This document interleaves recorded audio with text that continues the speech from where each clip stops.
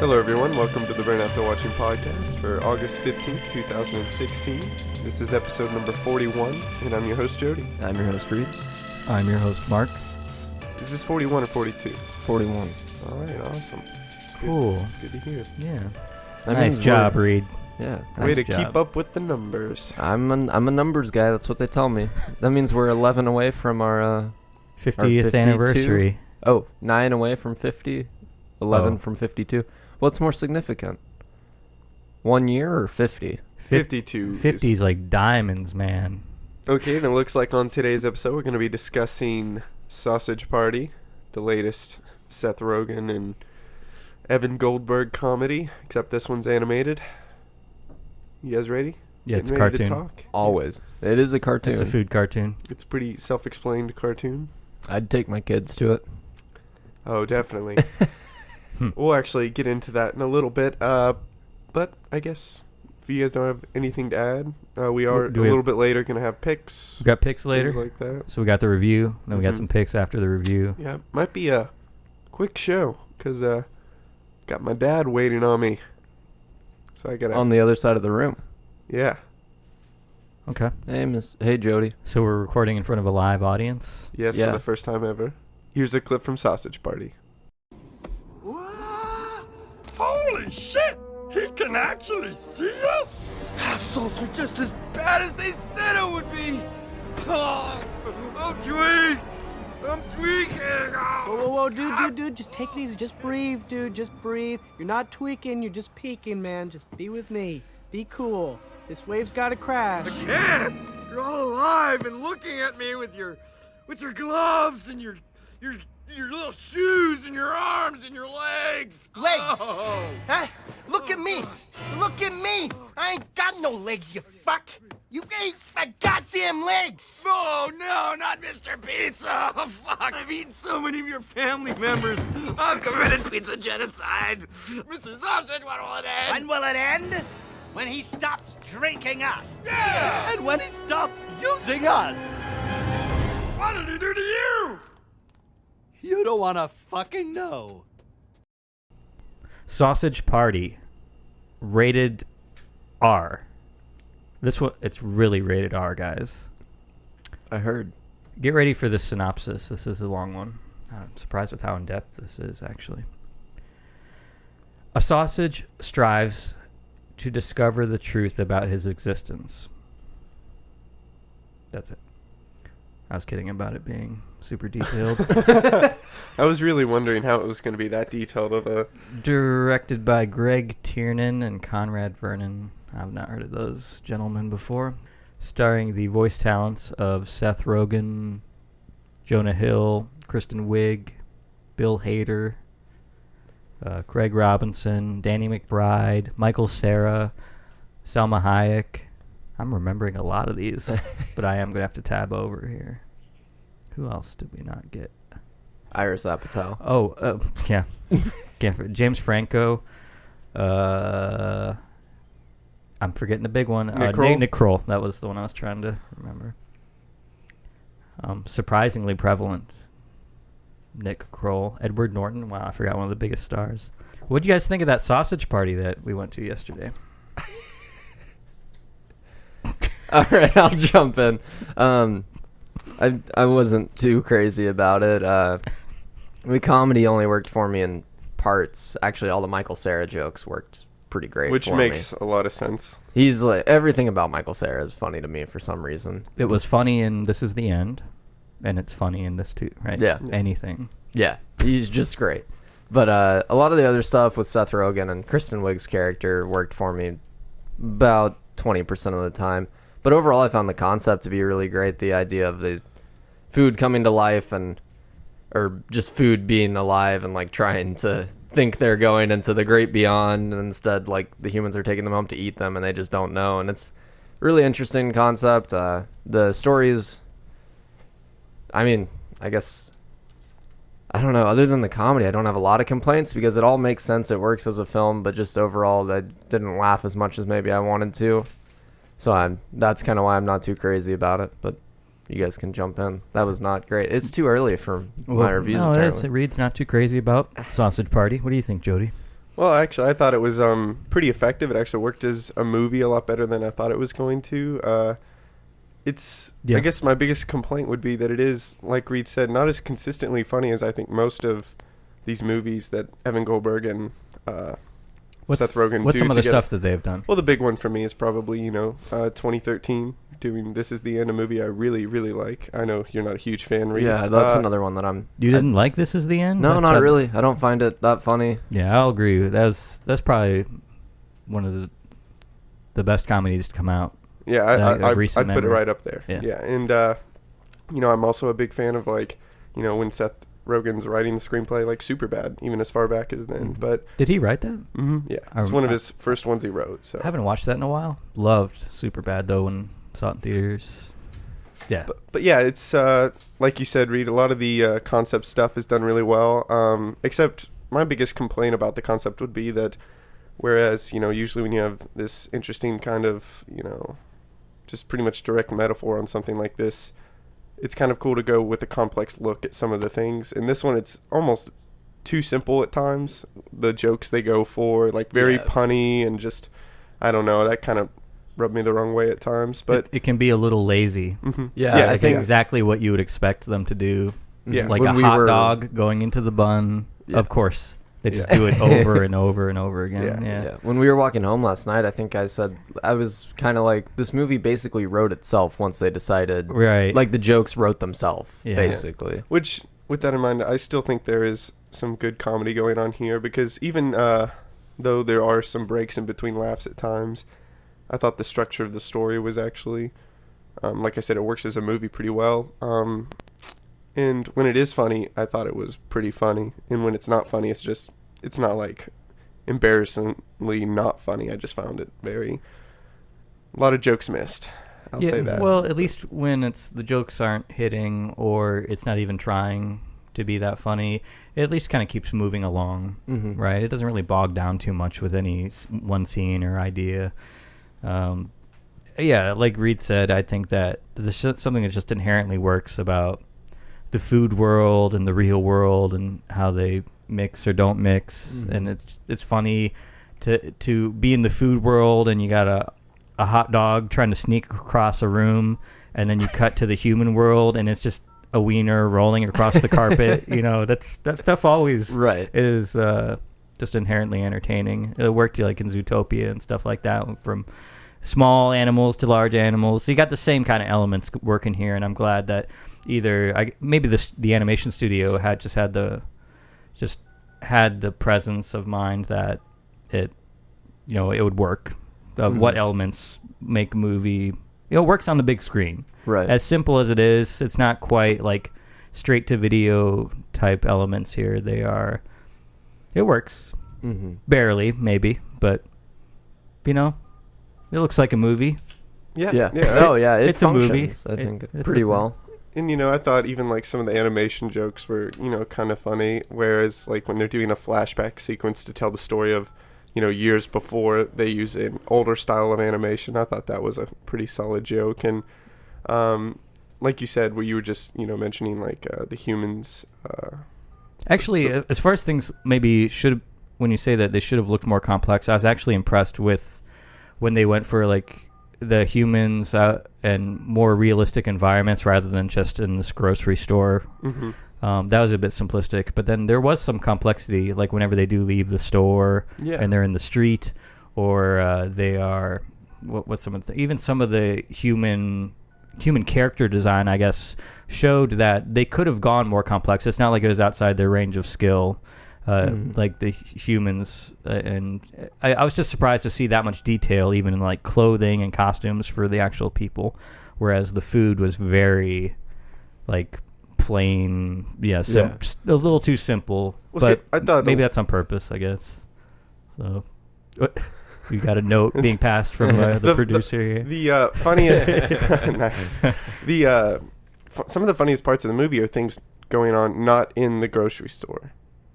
So kind of what you're saying. That's where I thought a lot of the better jokes, and that's where Michael Cera's character is for a lot of the movie. I don't know if I completely agree with that. I think I mean, I think Michael Cera's funny in everything he did in the movie, but I think a lot of the things... You just love Michael Cera. Yeah, I mean, it's just like a man crush, or...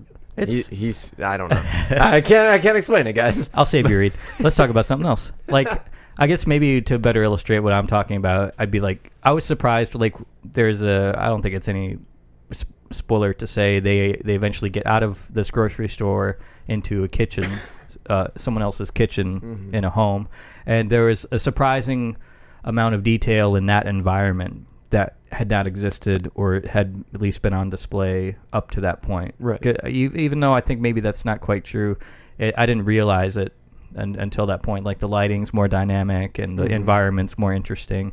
Yeah, and it seemed like maybe that is makes it more interesting to watch.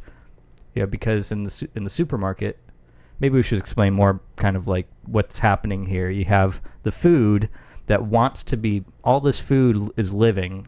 They can talk to each other. They sing when the supermarket opens, and they're actually very joyous and joyful. And they refer to the humans as gods.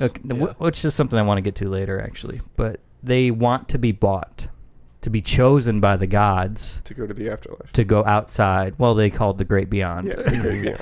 And they think that great things happen out there. That actually, I think they illustrate that the humans are like hug the food and just love it forever. And they just have no idea what really happens to food outside of the supermarket. Yeah. And that's, they establish that right away. And so, most of the movie takes place in the supermarket. I guess you have some food that is in a shopping cart that's happy to be chosen, and then some things happen, and then that was a great sequence. Yeah, that's one of the better ones. There's a big disaster, right? And some of the food falls out of the cart. And I think actually there were some quick shots where it is a catastrophe of like epic proportions to this food that's like falling onto the floor, and they'll cut to like the real world, and it's just like a grape rolling down the aisle. No big deal, but like a jar shattering. There's a great like play on like a war movie sequence. Yes. Actually, it probably directly referenced like Saving Private Ryan. I think it is Saving times. Private Ryan. That was actually pretty brilliant. That was probably the least lazy this movie got. Well, you're bringing up one of my two favorite components of the movie, other than Michael Cera. Is he one of the two components? No. Other than Michael There's Cera. two components other than Michael Cera. But this scene where it is like a war scene, you have characters. Well, first it's kind of brilliant. They have flour fall, so there's this white haze over the whole... A bag of flour, which also is living, of course. Right. So there's this haze over the whole room. And from the food's perspective, you have like peanut butter scooping up the remains of jelly. Like that's a pretty brilliant scene. And then there's another scene later in the movie where some of the characters have made it back into the Great Beyond, into a god's home or a person's home, and they think they're about to be like accepted into that Great Beyond, and then it turns into a horror film where they're skewering them, they're like peeling the potatoes. I love the transition that this lady takes a potato from this just like pile of food, and he's like, I've been chosen, and she like starts washing it, and he's like, oh, he's like so happy, but we know why you wash a potato. Right. Yeah. Well, here's my complaint with that. I agree that's probably two of the more inventive sequences of the movie. Both are in the trailer. Yeah. Or a version of the trailer. Which is I think they knew they were like two of the most visually interesting components of the movie. I think, to be fair... Wait, was the flower scene in... Oh, yeah. What a huge mistake. Yeah. I know. I didn't watch any of the trailers, so I was completely surprised. I was so happy. I still enjoyed the sequences a lot, even seeing them coming. I think they were kind of refreshing because a lot of the stuff with Seth Rogen and Kristen Wiig kind of wore on me, and it seemed one note, and... It seemed very much like we were just watching a normal Seth Rogen vehicle, honestly. Yeah, it was very much trying to bring more of a coherent, more simple part of the story. Yeah. You know, it's kind of the framing. But I didn't find it particularly interesting when those scenes came. Well, see, there's like a 15-minute sequence where it's very not interesting. But I think it gets a little better, like especially when they split up a little bit there. So why you guys liked Inside Out, and I think like it takes a similar turn. And you don't think that wears thin with characters just kind of wandering around, encountering other characters? When it's joy and sadness? No. No, I think they're like super complex. I mean, these aren't complex characters necessarily. I like Seth Rogen. Well, Reed hates him, I do not but hate I still Seth think Rogen. Inside Out's a much more complicated movie with more things going on. But I don't think they're trying to. I don't think either of them are like trying to. I think they both achieved what they're trying to do. Like I don't think Sausage Party is trying to be super Okay. complicated. Sausage Party knows what it is. At the end of the movie, it literally comes out and it's like, yeah, this is a stupid stoner movie. Yeah. With lots of puns. Yeah, so one of my complaints actually has to do with like one of the stoner aspects, because it's Seth Rogen wrote it. It's going to be characters smoking and getting high a lot of the time. Yeah. And I knew that going into this, that even a movie about food, the food would get high. Yeah. Kind of inexplicably. There's no clever twist of like how food gets high or exactly, whatever. and that's my complaint. Yeah. And they just like have weed that they smoke. I wish it seemed kind of lazy. I wish they'd like come up, because everything in the movie is punned, like everything. I'll tell you what, like you're definitely right. It's very. It seemed lazy, simple, but I know exactly what happened. He was writing the screenplay and he's like, okay, now at some point they're gonna have to get high, because this is a Seth Rogen movie. This is what people buy the ticket for. Exactly. Right? So all he had to do, he was just like, yeah, they're just gonna be smoking. That's as simple as that. Be like, what are they smoking? Like charcoal or something? I agree. Like I don't know. Like they could have done something more strange. interesting. They should have done. Audience are more sophisticated now, because I can actually see them in their writer's room or on their couch or whatever, dreaming this up. They're like, look, we're trying so hard with everything else to make it make sense if you're a food. Wouldn't it be funny if we didn't try at all and just have them smoke weed? And that's the joke, is that we're lazy, but we're already expecting that. Yeah. I was totally expecting them just to, smoke weed. Yeah. We already knew, already got the meta joke there. Right. And I wanted something a little bit further. More creative, I guess. Yeah. So, but if you'd done this 20 years ago, this this would be Animal House classic. Like, whoa, did you see that movie about the food? That sausage is smoking pot, it's man. Just smoking weed, man. Hilarious. What did you think of Nick Kroll as kind of somewhat of a villain in this movie? He was fine. He got on my nerves a little bit. So I found kind of annoying. They didn't overutilize him, so that was fine, I guess. Wait, I thought before you said they didn't, I thought you thought they did. Well, I mean, he's in the movie more than you would expect Nick Kroll to be. Yeah. But, I mean, I don't feel like he was in it way too much. Oh, okay. Sounds like you do, Jody. I just didn't find it that funny. He's clearly the villain, right? Yeah, but I didn't know this movie would have a villain. There's one joke that with him that he works just always really plays well. a douche, There's one joke that works really well though. What joke? The joke where he keeps like when he talks, he says there's a pun involved. Always a pun involved, and then that food will appear behind him. And at first, I was like, "That's such a cheap joke," but they do it so many times in the movie. I think it actually starts to work, and I found it pretty funny.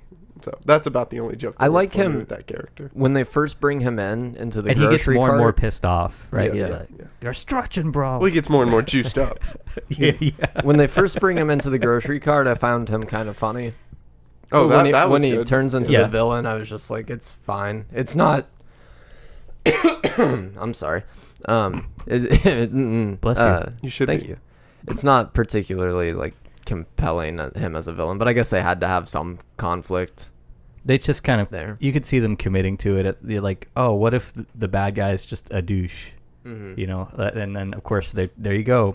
The joke writes itself. Oh yeah. Just what if he gets punctured and then has to ingest more liquid? Oh, he could say he's getting juiced up. It writes itself. Yeah. But Nick Kroll's performance, I mean, was one of the great.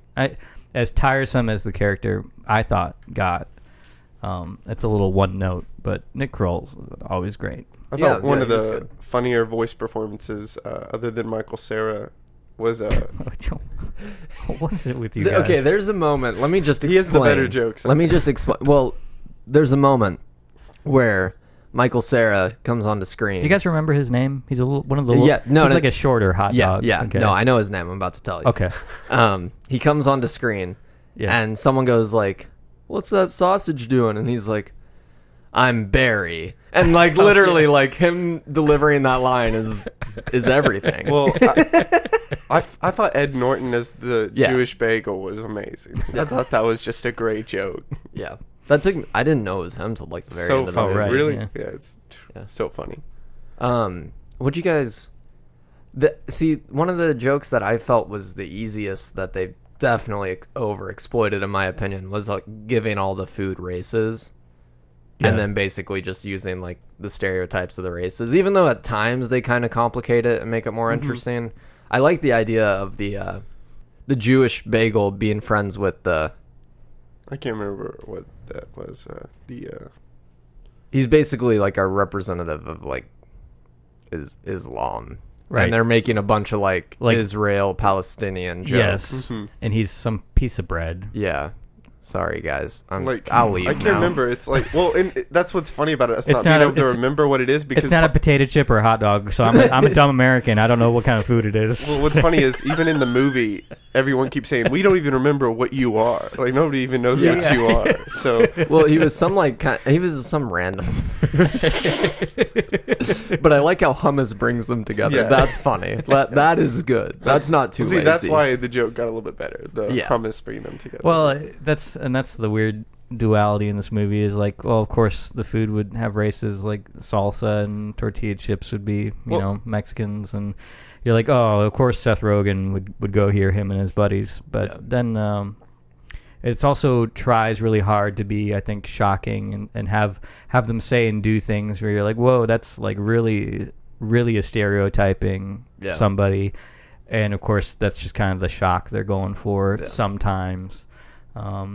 That's what I expected. I didn't find it especially exciting. Well, like if it hadn't been there, we probably would have all been like, well, that's kind of weird. All the characters would probably be really bland, honestly, if they didn't do something with like food being stereotyped, I guess. Well, and I think it makes sense because I mean, some part of the small amount of commentary they are trying to do in this movie with is, you know, the idea that the faith stuff and the, you know, about the afterlife not being real in this case for them, and then all of the differences between the people and they're based off races, but really for them it's the different kinds of food. Yeah, that's an unexpected element was that actually, even though they're just making fun of, even though they're just being racist assholes, they're also trying to address complex, I guess, racial tensions sometimes. Yeah, or at least only sometimes, but yes, briefly. And so I was surprised. Those were unexpected when they touch on that. When they touch on religion and faith,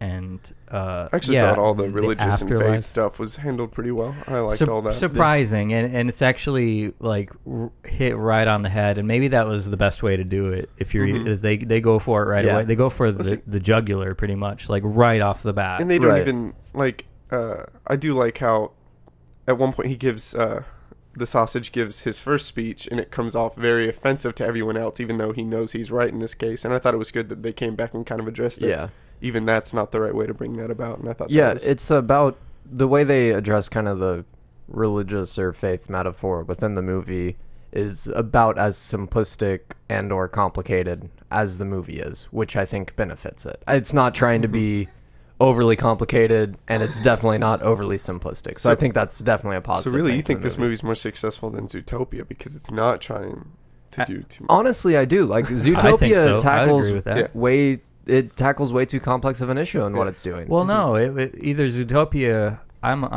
I still think that either it didn't know what it was trying to say, it was just calling out some things, or it was too subtle for me to pick up on. Yeah. I was just It did not ready for that kids movie. It did the more simple things well, I thought, but then it starts to dwell into some very complicated things and doesn't handle that as well. I don't like this movie more than Zootopia. I'm saying when it's tackling like its metaphor, it handles it better, I think. Yeah. Which really, when you think about it, this movie is so comparable to Zootopia. No, I think that's interesting, actually. I also don't like this movie anywhere near as much as Zootopia, which is, you would think that a movie that does what it's trying to do better would be a better movie. Right. In this case, not really. Or maybe that speaks to, it really depends on what you're trying to do. Yeah. Like that should be considered for also. It's like, what are you trying to do? And whether or not you accomplish it does not transfer over to, say, a star rating. Like, oh, this is great because it does what it's trying to do. I don't know. That's all I got, I think. That's all you got? Yeah. Is that all you got, Jody? Yeah, I think that's most of what I have to say about the movie. I have two things that I've got three things. First, I thought the buns were really disturbing.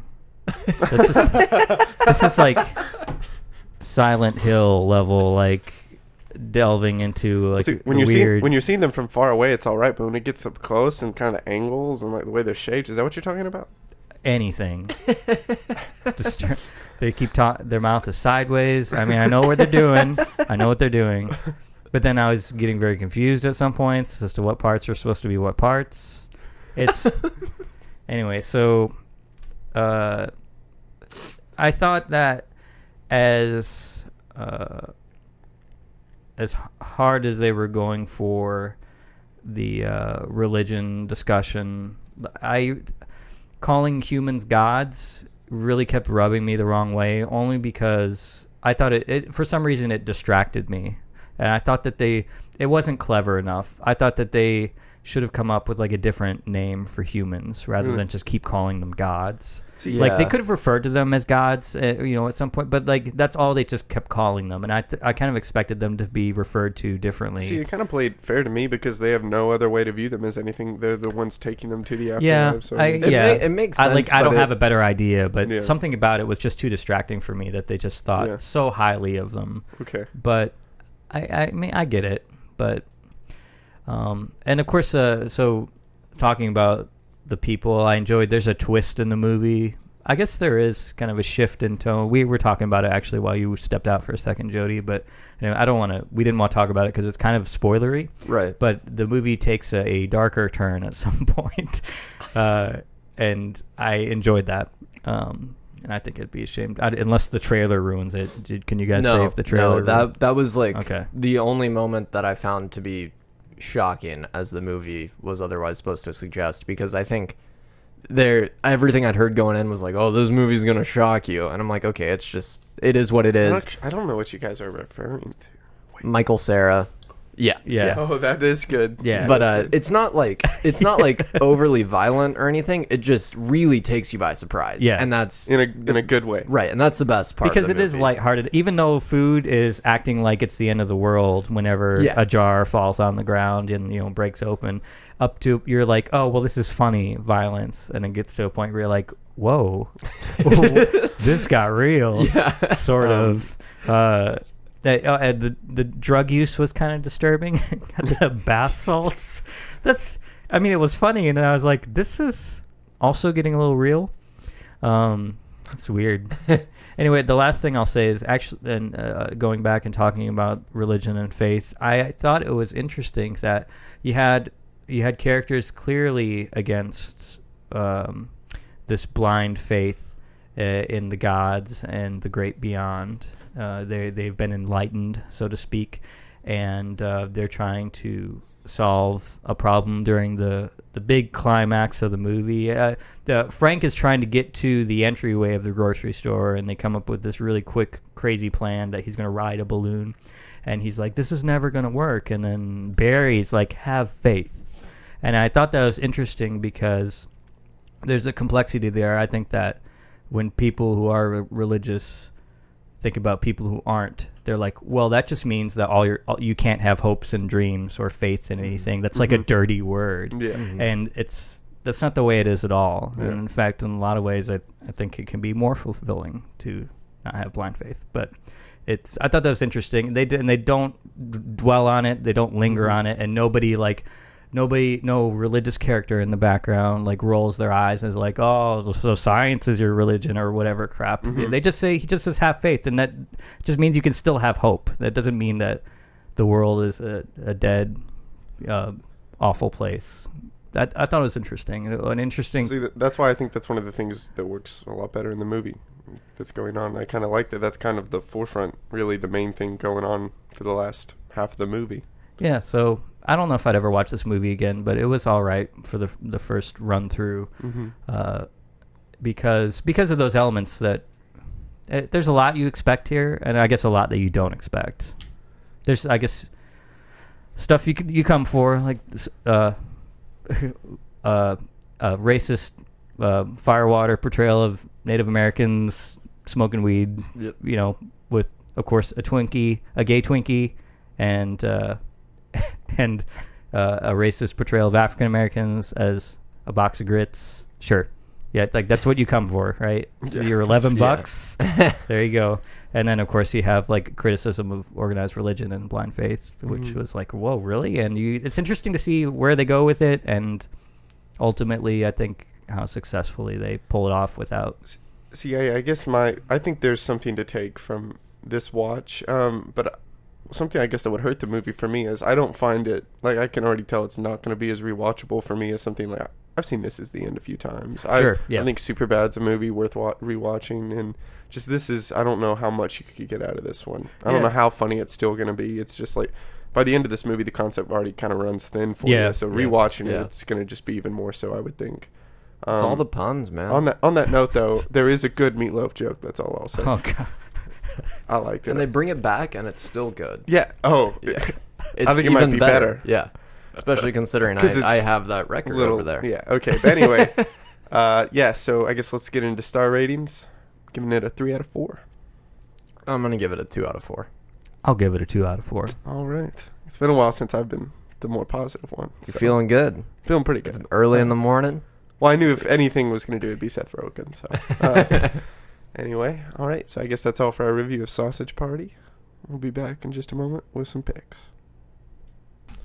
All right, and we're back with some picks of the week. And Jody's tapped out. Yeah, he bailed on the picks of the week. He's tagged in our old friend Kent. Yep. Welcome back, Kent. Thanks for picks. Taking me back. Yeah. So soon. We love to have you back. It's only been about a week.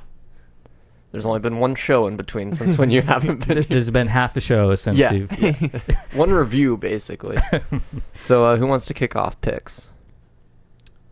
I can? Yeah, you want me to? Yeah. My pick is because I saw a trailer for a movie called Morgan last week, I think, in front of Suicide Squad, and I had to be subjected to it again before Sausage Party. It doesn't sound like you're too excited about Morgan. Actually, one thing I caught this time that I did not the first time is that it's directed by someone named Luke Scott. And then I thought, and of course the producer is Ridley Scott. It's part of Scott Free Productions. And I was like, is this another Scott brother?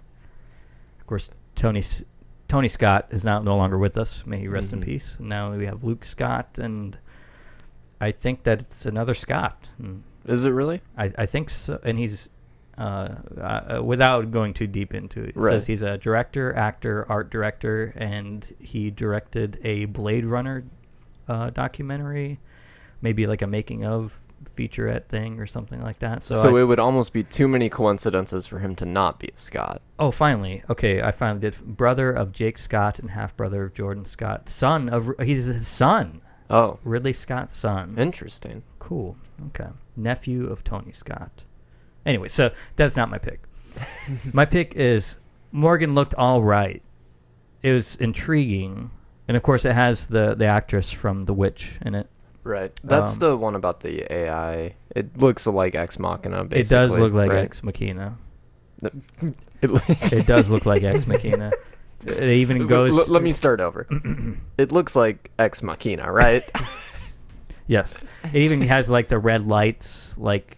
has all the normal lights turn off and the red lights come on during some kind of alert or something like that, which it's not an alert in Ex Machina, but it's something else happening, the power failures. But they even, I guess, evoked that. Yeah. It's very... It looked kind of like the mainstream Ex Machina. Yeah. I didn't, when the first time I saw it, I didn't know if it was like, since the Scott Free Bird comes up on screen, I was like, is this a Ridley Scott movie?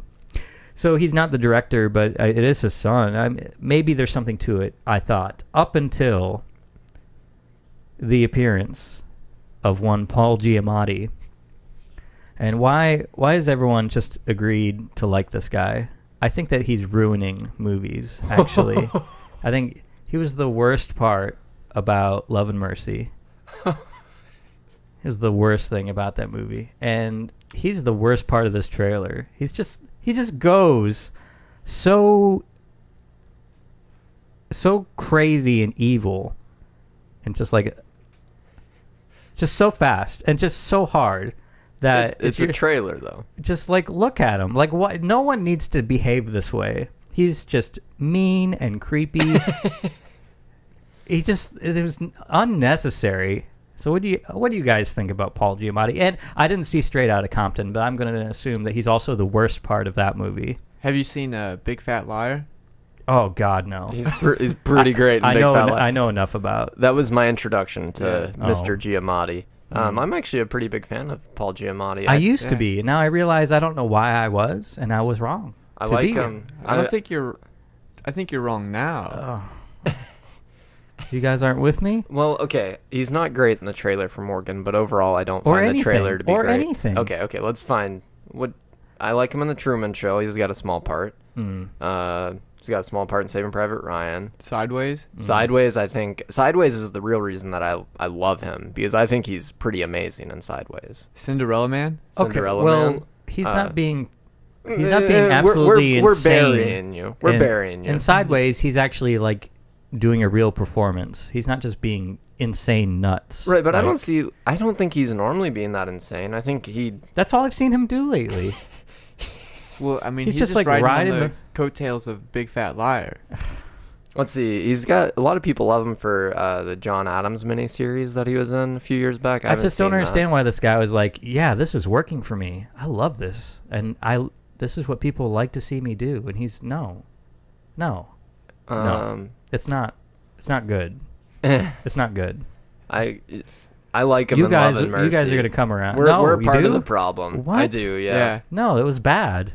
It was so bad. Straight Outta Compton's not even in his filmography on. Whoa. Here. That's so weird. What do you think about that? He's definitely in it. Paul Giamatti, also a racist. So, who's got to pick next? Kent, do you have a pick? Sure, I have a pick. We saw Psycho, you and me, on Sunday at the Tennessee Theater, and my pick is audience reactions, because they were awful during this movie. It was Like, a pretty bad audience. From the beginning, there's an organ player, and like, Okay, Kent. you can applaud the organ player, that's fine. Okay. But the speaker comes out, we applaud. Speaker leaves, crowd applauds again. Oh yeah, people don't know what to. And then he starts playing, applaud one more time, and then like again in the middle of him playing again before he like starts to be taken down, they just start clapping for no reason. I warned you that there was going to be a lot of applause. That's not. No, you didn't warn me. and then I they could start just see to, you looking around, like, what is wrong with these people? and then they start to bring him down. They applaud again, and then once he's fully gone and stops playing, they applaud one more time. It's like 6 applauses in like just 2 minutes for no reason. You're not wrong, but I think all that makes sense. All that applause made sense to me. I feel like. And then Reed was with it. You just hate the enthusiasm of audiences.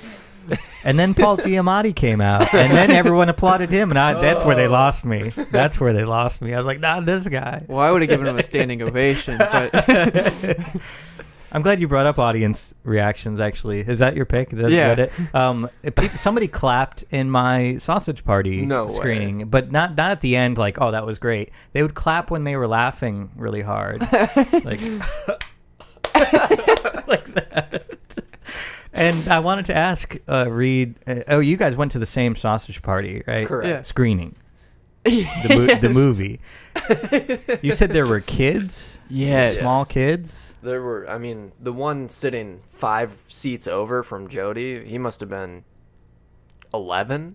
Would you say, or younger? Maybe. I'd say like 8. Did you sense But any? he was one of the oldest kids in that Yeah. family. Was there any sense of regret that you could Yes. feel in the they, air? They left during. This is a They bit of left. a spoiler during Oh. Sausage Party if Oh. you haven't seen it yet. But Okay. there's like a pretty wild orgy for the last 5 minutes of the movie. Wild And food orgy. that is when, according to Kent and Jody, the parents decided it was time to take their kids out of the movie. Yes. They should have just stayed, because I think by then If you've seen that much, you've then- seen some pretty wild stuff up to that point already. Wow. Yeah. Interesting. And What's wrong with people? Another note to touch on for audience reactions is just like with old effects, sure they look goofy, but man, this crowd was just loving it and thinking it's hilarious. In Psycho? Yeah. There's a moment. Have you seen it?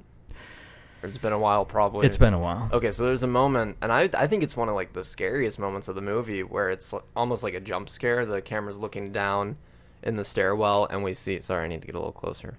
But we see the private detective walking up the stairs, and then all of a sudden, around the corner, Mrs. Bates comes with the knife, and it's like Something startling about it, right? Right, Yeah. but it's not exploitative or like cut together fast. It just happens, and it's scary. Right. But when he falls down the stairs after she stabs him, oh no, he just like they shoot it to where it's just a tracking shot down the stairs, and he doesn't actually tumble or anything. Right. And the audience was just like Laughing. eating it up, and I'm sitting there like I'm actually like pretty scared. Like that scene startles me a lot. So I don't know. It doesn't translate well to the masses The now. same thing happens with Rear Window. If you've seen that, there's a moment where the main character falls out of the rear window, and and they shoot it in a way that's kind of funny, where he's just kind of like, I think they shoot it to where he's in the same spot, and they're moving the camera quickly and zooming out to make it look like he's falling, and it's an interesting choice, but it's just kind of like an old effects thing, Mm-hmm. and it just. The audiences just laugh at that stuff, and it sucks sometimes, man. Yeah. Yeah. Well, sometimes watching a scary movie with an audience can sometimes be the worst thing you can do because of how those moments play.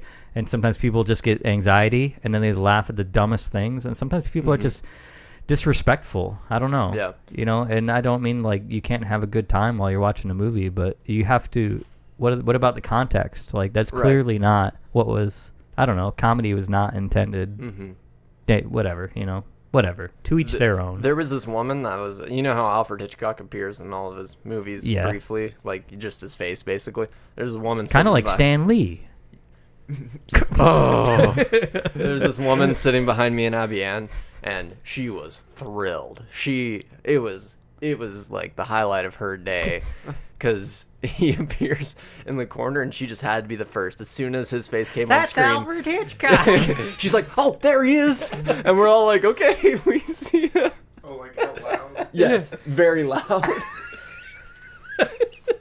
She was very excited. Mr. Crisp is back out of the shower. Wait. Do you have a pick, Reed? Yeah, I'll be really fast.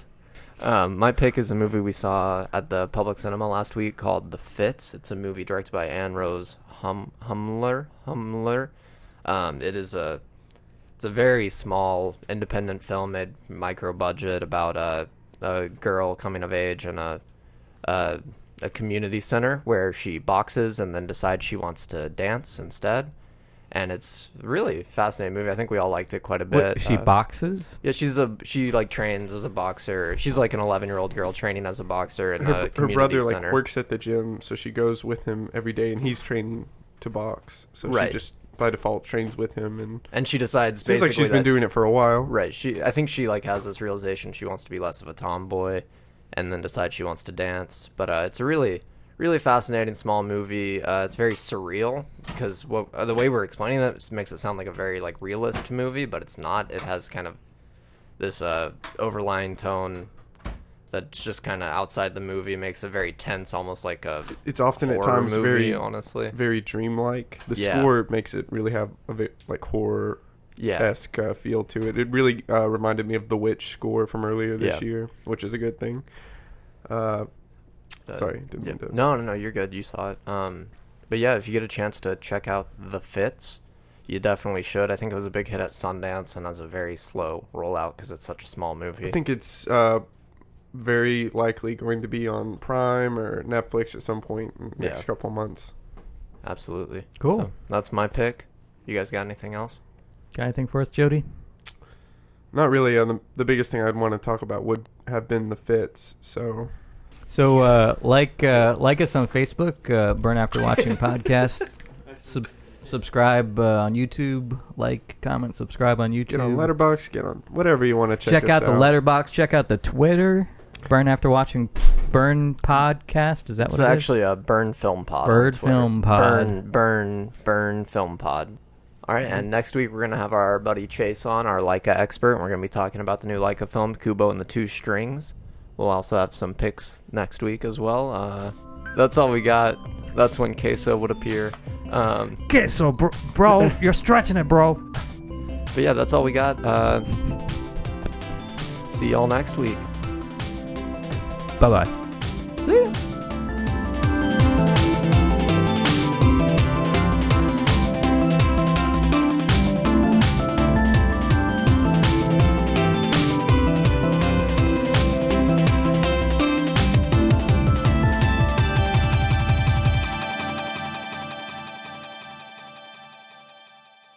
We heard clips.